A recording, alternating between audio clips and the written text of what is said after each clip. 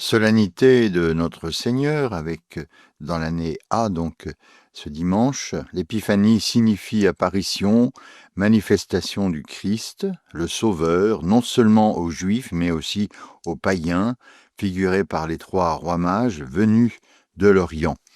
Plusieurs textes de l'Office mentionnent encore d'autres manifestations du Christ, au baptême de Jean-Baptiste, où il est appelé par son Père céleste, son Fils bien-aimé, au miracle du festin des noces, où il donna pour la première fois une preuve de sa puissance divine. Où est le roi des Juifs qui vient de naître demandent les mages en arrivant à Jérusalem, capitale des promesses messianiques. À Bethléem de Judée répond la prophétie de Michée. Ce jour solennel célèbre donc cette manifestation de la gloire du Fils de Dieu au commencement du salut et nous invite à rendre avec les mages l'adoration qui lui est due. Ainsi, l'introïte ou chant d'entrée magnifie le souverain qui détient la royauté, la puissance et l'empire. Il instaurera dans toutes les nations un règne de justice et de paix. Après avoir adoré l'enfant, les mages lui offrent des présents royaux et prophétiques. S'il leur convient au roi du monde, l'encens désigne le prêtre de condition divine, tandis que la myrrhe laisse présager le sacrifice de la croix. Dans la chair, ils adorent le Verbe, dans l'enfance, la sagesse, dans la faiblesse, la toute-puissance, et dans la vérité de l'homme, le Seigneur de majesté, comme l'écrivait saint Léon le Grand. La fête de l'Épiphanie est donc la suite du mystère de Noël, mais elle se présente sur le cycle chrétien avec une grandeur qui lui est propre. Son nom, comme on l'a dit, indique manifestation. Il indique assez qu'elle est destinée à honorer l'apparition d'un Dieu au milieu des hommes. Ce jour, en effet, fut consacré durant plusieurs siècles à fêter la naissance du Sauveur, et lorsque vers l'an 376, les décrets du Saint-Siège obligèrent toutes les églises à célébrer désormais avec Rome le mystère de la Nativité au 25 décembre, le 6 janvier ne fut pas entièrement déshérité de son antique gloire. Le nom d'Épiphanie lui resta avec la glorieuse mémoire du baptême de Jésus-Christ, dont une tradition fixe l'anniversaire.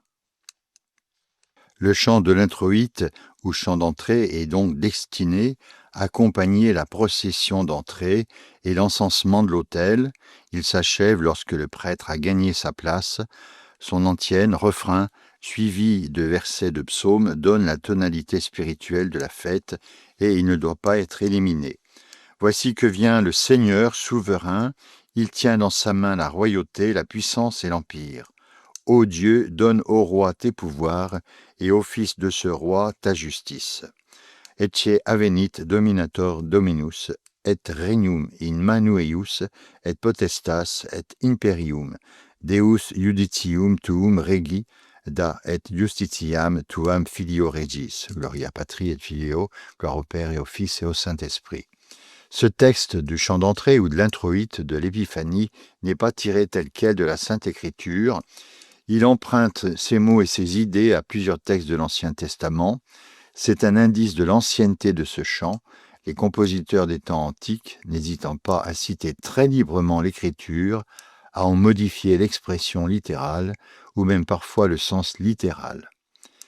Mais toujours dans un profond respect du sens plénier. On peut dans notre cas faire référence au moins à 3 textes plus ou moins explicites et assez complémentaires, dont le premier est celui du prophète Malachie. Et soudain, il entrera dans son sanctuaire, le Seigneur que vous cherchez, et l'ange de l'alliance que vous désirez, le voici qui vient, dit Yahvé Sabaoth. Le premier livre des Chroniques, quant à lui, fait dire au roi David, s'adressant à Dieu, vrai roi et Seigneur, « À toi, la royauté, tu es souverainement élevé au-dessus de tout, la richesse et la gloire te précèdent. Tu es maître de tout, dans ta main sont la force et la puissance, à ta main d'élever et d'affermir qui que ce soit. » Enfin, le verset cite explicitement le psaume 71, ou 72 selon l'hébreu, qui est un psaume royal et messianique, largement employé d'ailleurs dans la liturgie de l'Épiphanie. C'est une longue prière pour un nouveau roi, récitée à l'occasion de son accession au trône, et qui débute ainsi « Ô Dieu, donne au roi ton jugement, au fils de roi ta justice ». Alors tous ces textes manifestent d'abord, et c'est à remarquer, la royauté de Dieu. Le vrai roi, l'unique roi de la terre et du ciel, c'est le Seigneur. Les hommes qui montent sur un trône pour gouverner une nation sont dans sa main. Ils ne sont que ses représentants. Leur royauté est empruntée et d'ailleurs elle finit toujours par décliner et disparaître. Mais le message de notre chant d'entrée ou introïte et de toute la fête de l'Épiphanie, c'est que ce titre royal, qui ne convient qu'à Dieu seul, est aussi appliqué au Christ en toute vérité. Le mystère de l'Épiphanie est complexe, on le sait.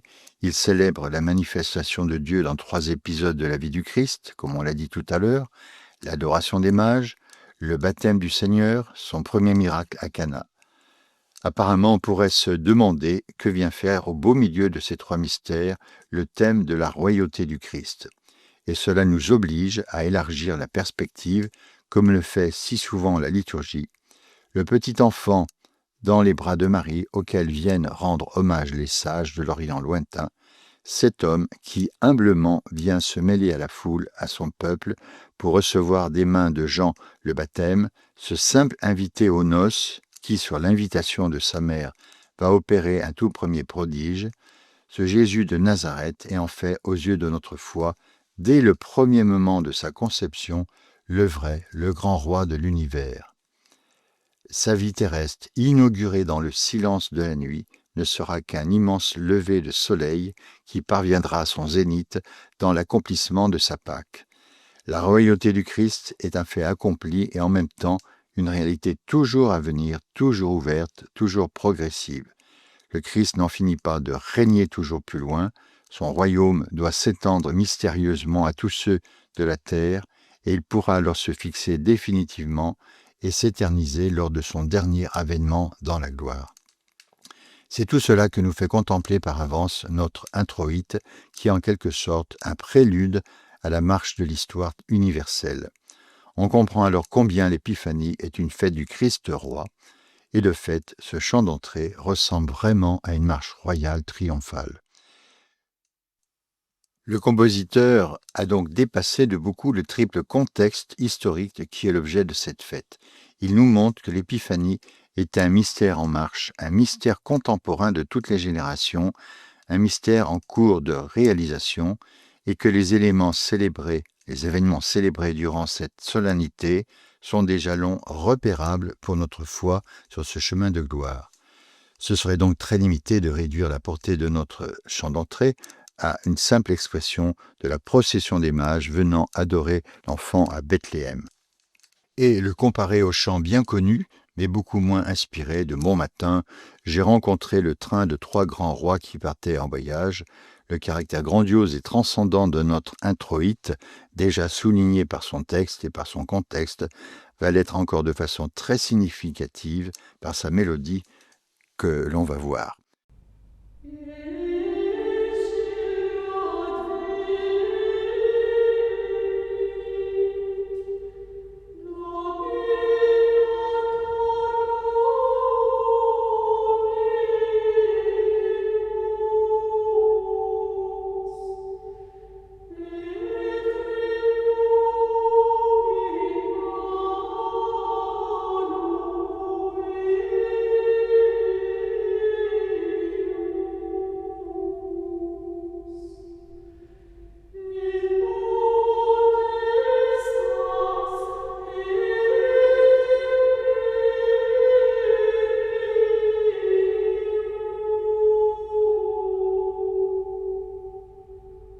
Alors, deuxième texte, c'est le graduel, donc le psaume graduel, qui n'est pas le psaume responsorial.